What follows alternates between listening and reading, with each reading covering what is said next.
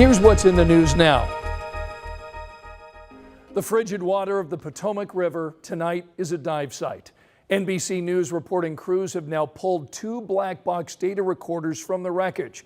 And in the last 20 minutes, we just got photos of the plane's voice and flight data recorders from the NTSB.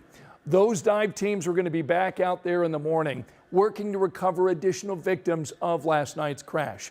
3 soldiers on the Black Hawk and 67 souls on board that American Airlines plane, including crew members, labor union members, elite figure skaters, and a woman from Indiana. Asra Hussein is from Carmel. Asra was an IU grad living in D.C. Hussein's father-in-law told us tonight she was in Wichita for work, a trip she made on a regular basis. Tonight we want you to hear from her husband and the man who officiated her wedding. 26-year-old Asra Hussein was on the airplane that collided with a U.S. Army Black Hawk helicopter. Asra's husband, Hamad, was at the airport to pick up his wife from a business trip. I always pick her up from departures, and I always help her load the bag into the car and give her a big hug and a kiss, and then off we go. I had dinner waiting at home. Anchor Lester Holt talked with Asra's husband. What do you want us to know about your wife? My wife was such a giver. She gave and she gave and she gave, almost to the point of where she didn't think about herself enough. Asra married her college sweetheart. Ahmed El Amin officiated the couple's wedding in 2022. She was very happy, joyful. Not only that she was happy, but she made everyone happy. She made everyone celebrate with her wedding. The Midair collision leaving so many people grieving. This is exactly where we need faith. I mean, we need faith all the time, but during this moments, tragic moments, faith is the only thing that we can lean on, and that's where we got our hope from. Asra's life may have been cut short, but people who knew her believe she had an impact on many.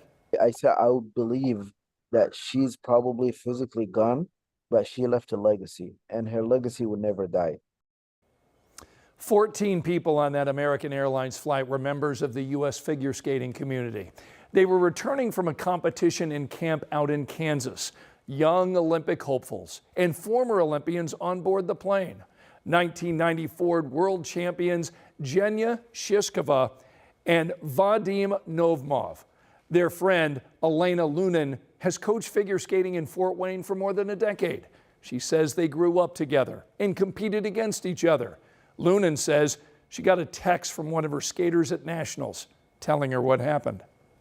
It's a lot of life lost. It's 12 athletes, young, very talented athletes was on the plane at the same time. So it's plus their family, and it's just heartbreaking. Zhenya Shishkova and Vadim Nomov coach figure skating out on the East Coast. One of their star students, their son, Maxime.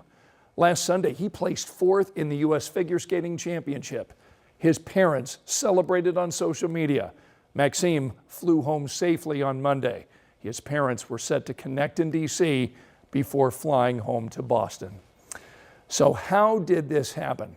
This is a question that won't come with quick or easy answers. Tonight, NBC News' Tom Costello digs into those moments right before the crash. Tonight, a source tells NBC News a preliminary FAA report on the Midair crash indicates staffing at the Reagan Airport Tower was not normal for the amount of traffic at that hour. Normally, one controller handles planes while another controls helicopters. But Wednesday night, one controller was doing both at the time of the crash, though that is acceptable under established FAA standards. Investigators' best clues into what went wrong may rely on those last few words as controllers asked the chopper crew if they could see the CRJ, the regional jet. S25, CRJ in flight. S25, S1 is CRJ. This club has a aircraft in flight pressure separation. The response is garbled. Does the chopper pilot say aircraft in sight? This club has a aircraft in flight pressure separation. If so, why did they collide? Miracle on the Hudson captain Sully Sullenberger says that radio response is critical. It changed the rules, and it required that they see each other until they were safely clear. Like many airports, Reagan has had its share of close calls in recent years. March 7, 2023, controllers ordered a United flight to abort takeoff after another plane crossed in front of it. April 18, 2024, a Southwest plane crossed a runway just as a JetBlue flight was preparing to take off. May 30, 2024, a controller canceled takeoff after another airliner was cleared to land on an intersecting runway. Veteran pilots say flying up the river to runway 33 involves staying between 400 and 500 feet, while helicopters should be flying beneath them under 200 feet. It requires a lot of skill. The runway is very small for an airport that handles this amount of traffic. The new transportation secretary says last night's flight activity was routine. This was not unusual with a military aircraft flying the river and aircraft landing at DCA. Tonight I talked with Indiana Congressman Andre Carson about that crash. He sits on the Aviation Subcommittee. Carson told me that helicopter seems to have been in the wrong place at the wrong time, broadsiding the airplane.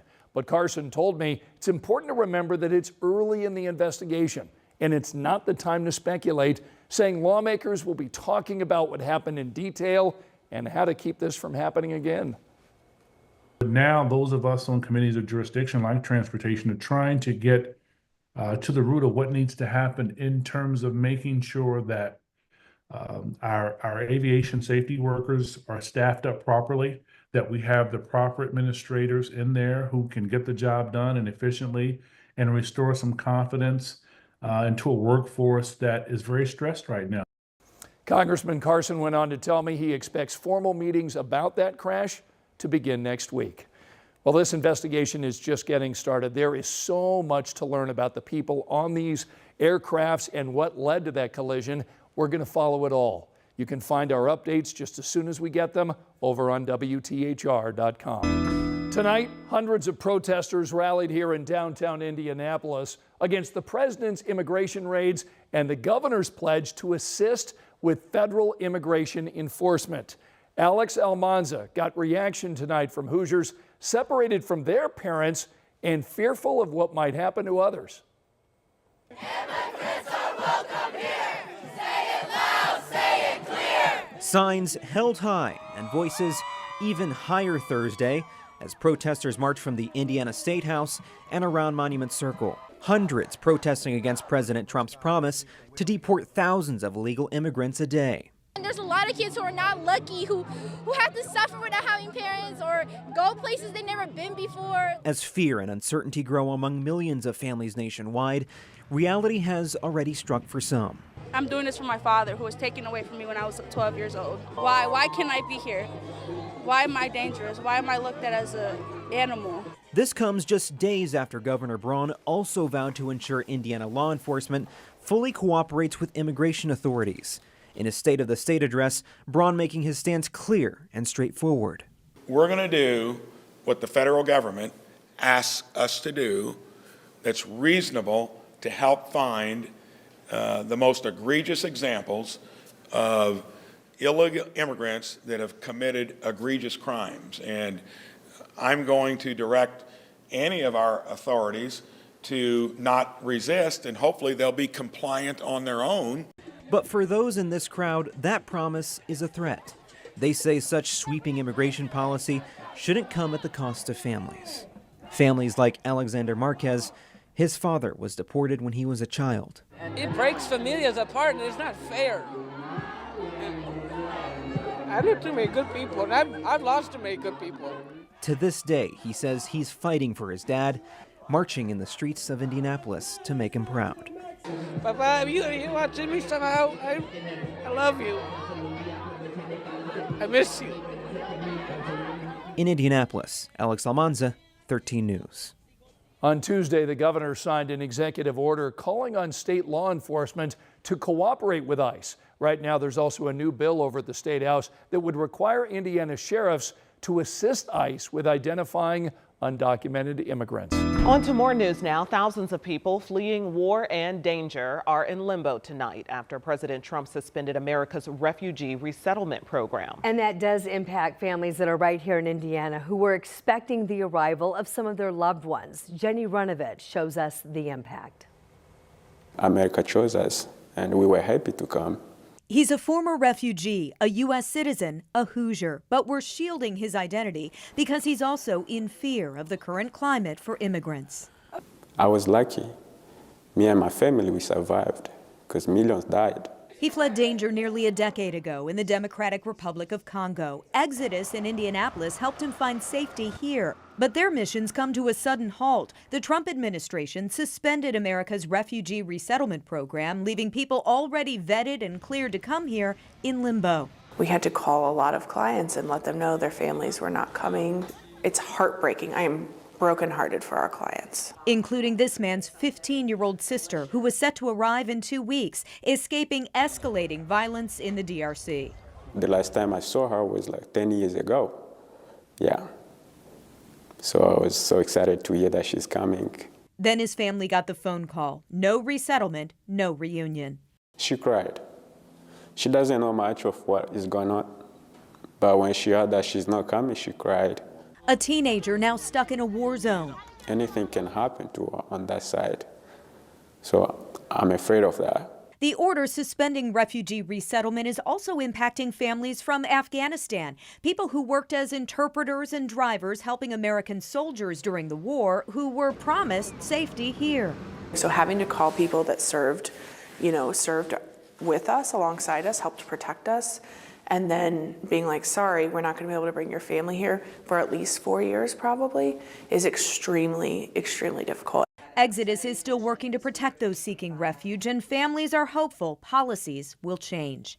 Maybe they might let her come, and we may happen to meet her again. That's my hope. In Indianapolis, Jenny Runovich, 13 News. Jenny today learned that Exodus is also now locking its doors and holding all classings and meetings with clients off-site or virtually. They say people right now are fearful. They're posting on Facebook, quote, "This is dangerous, it's racist, and it's wrong." Tonight, the IPS board responded to that proposed bill in the State House that could dissolve the school district along with 4 others. Parents and educators gave their input tonight as well. And our Logan Gay was at the meeting. So how did it go tonight, Logan? Well, Scott Parson, the meeting got heated tonight. Many of the people who spoke in front of the board questioned the board members' loyalty to IPS.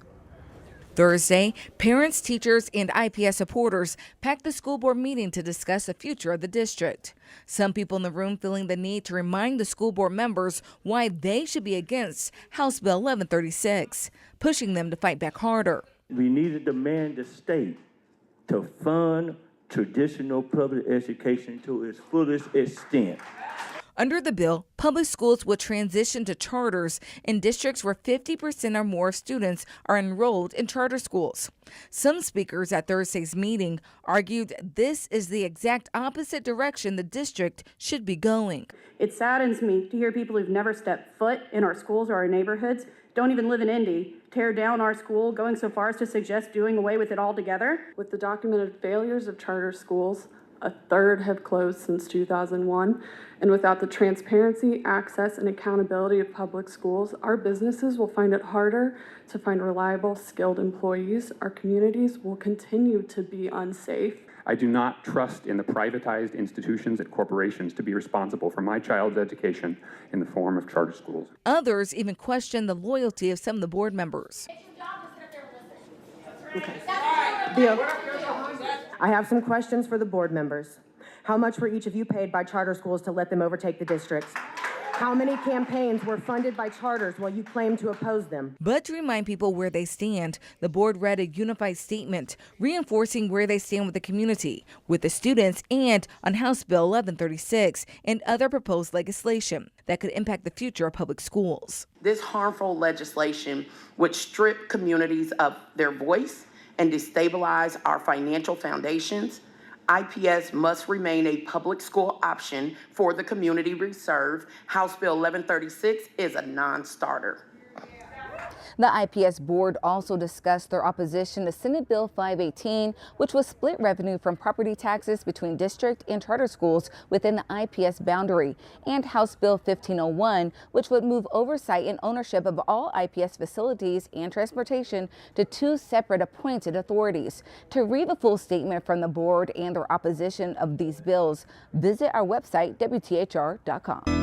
And hundreds of members of the LGBTQ+ community, allies, and some lawmakers are all coming together. They're rallying for change at the State House. Organizers of today's rally say this is a critical time, pointing to proposed legislation they say that targets the rights of transgender Hoosiers.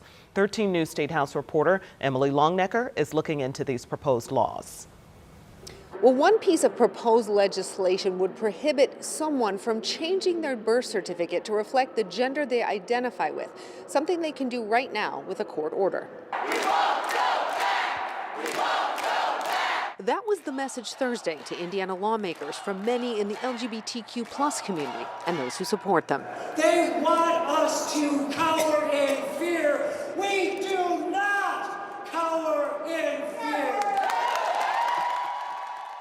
Emma Vosicki is the executive director of Gender Nexus, an organization that provides support and resources for gender-diverse Hoosiers and their families. People are feeling alone and scared, and having this opportunity to know they're not alone, that there are other people who support them, there are other people who care for them. This is absolutely essential. That's a message Christina and Ken Inskeep have tried to foster in the support group they run for transgender children and their parents. It helps us come together and know that we're not alone in this struggle. The Inskeeps have a transgender son who's grown and lives out of state. The couple testified last year at the Indiana State House against a bill that ultimately became a law. Senate Enrolled Act 480 bans parents and doctors from providing hormone therapy and puberty blockers for transgender kids here in Indiana. Also under the law, Hoosier doctors aren't allowed to talk with parents about out-of-state treatment options. They cannot even talk about possibilities, what kind of treatments are out there. The law's author, Republican Senator Tyler Johnson, sent 13 News this statement about the law. It reads, quote, "I have the utmost compassion for children suffering with gender dysphoria and believe they deserve sensible counseling. Gender-related procedures on children have grown at an alarming rate in the United States over recent years. Since these procedures have irreversible and life-altering effects, it is appropriate and necessary. Our state has protections to make sure these procedures are performed only on adults who can make the decision on their own behalf." This session, Democratic State Representative Chris Campbell has proposed House Bill 1444 that would remove language in the current law, taking out the words aiding and abetting in it. Words that parents of transgender children say prevent them from speaking openly with their children's doctors about what kind of treatment they're getting out of state. All we're trying to do is let our kid be who our kid is and to raise them well. So far this session, House Bill 1444 has not received a hearing, prompting this call to action. If you want that bill heard, then your legislators need to hear your voice. At the State House, Emily Longnecker, 13 News. Those new court documents say 2-year-old Skylar Gardner may have been dead for several hours before she was found, and her body was full of bruises and injuries. Tragic to think about the victim here. A young victim who family says has such a bright smile and personality. And unfortunately, that flame was put out too soon. Saturday night, police say Skylar's mother called them after she found Skylar unresponsive under a dresser. Court documents say once officers got inside the apartment, they found trash, human feces, steak knives, and soiled items scattered around. When Skylar was taken to the hospital, doctors found a large puncture wound to her neck. This life deserved to have fulfilled who knows how old, and lived a wonderful life, brought brightness into everyone's lives. Documents reveal when Skylar's mother and her boyfriend talked with police, they both said she would spend the night at her place every night, leaving Skylar and her older brother alone in the apartment. The mother also said she would only check on the two once a day, only to bring them food and a drink, and they would be dirty. The mother denied abusing the children, but said she knew she was neglecting them. We're the only ones in the society, adults, that can be the advocate for these children, that have a voice. IMPD says in cases like this, it's important for other family members to be aware of any abuse or neglect and report it immediately. Please reach out to 911, contact the police. We will get you resources. It's not criminal to ask for help, and we want you to do so. So another child doesn't lose their life to neglect. In Indianapolis, Anna Chalker, 13 News. It is that time of year. These giant craters popping up everywhere. Currently, there are more than 4,000, yep, you heard that right, 4,000 potholes reported on the streets of Indianapolis right now. And to make matters worse, it's going to get worse because the current temperature swing is only going to add to the problem. So tonight, our Marion County reporter Lauren Kostick is on pothole patrol for us.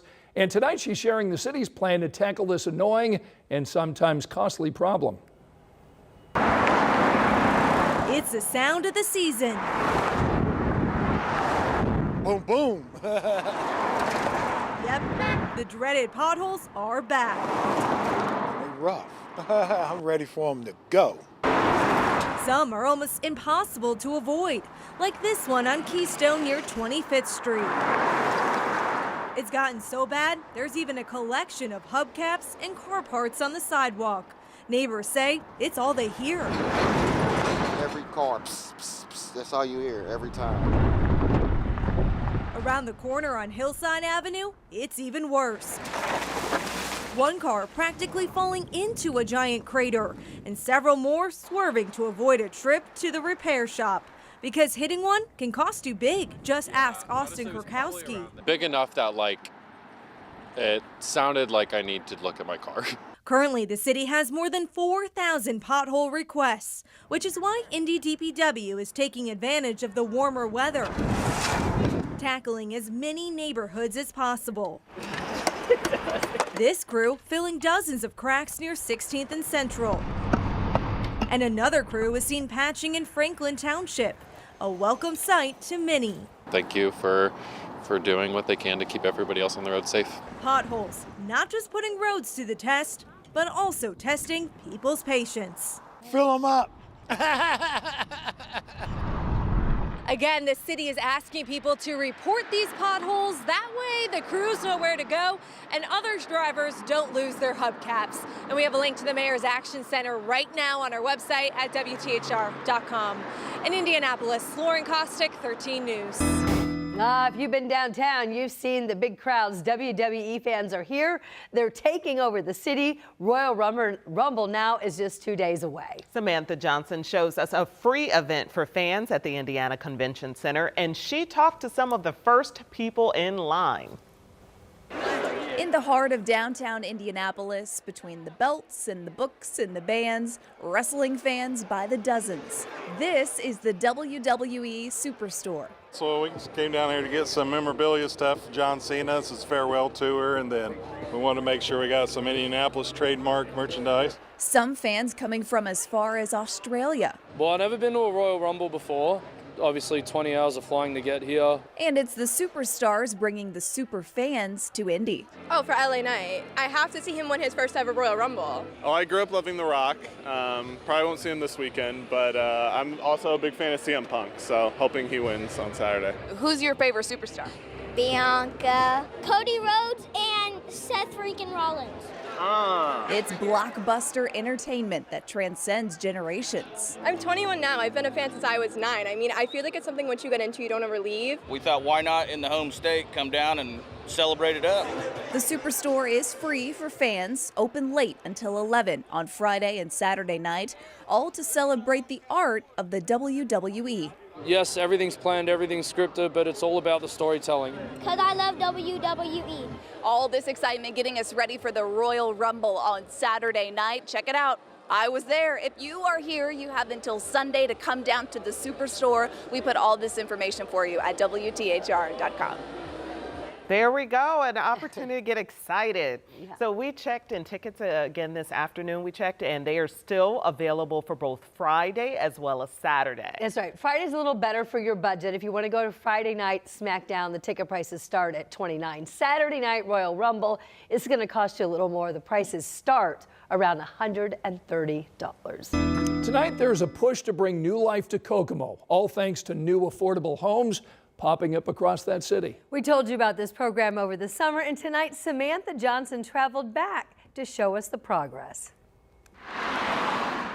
It's a simple home, but it's really well built. 1023 Apperson Way was a vacant lot just 6 months ago, but now it's 3 bedrooms. The beginning here is very open. Again, everything was built from the ground up. this home is one of more than 130 lots, part of the Kokomo infill program. The city dishing out old empty lots to local developers for free, as long as they can build a brand new home in less than a year. You know, we're just super excited that someone can come in here and start fresh. Travis Tafflinger and his nonprofit, Bridges Outreach, just finished this home. They help young people become homeowners. And the cool thing about this is not only do they get to own their own home, but they get to own a new home.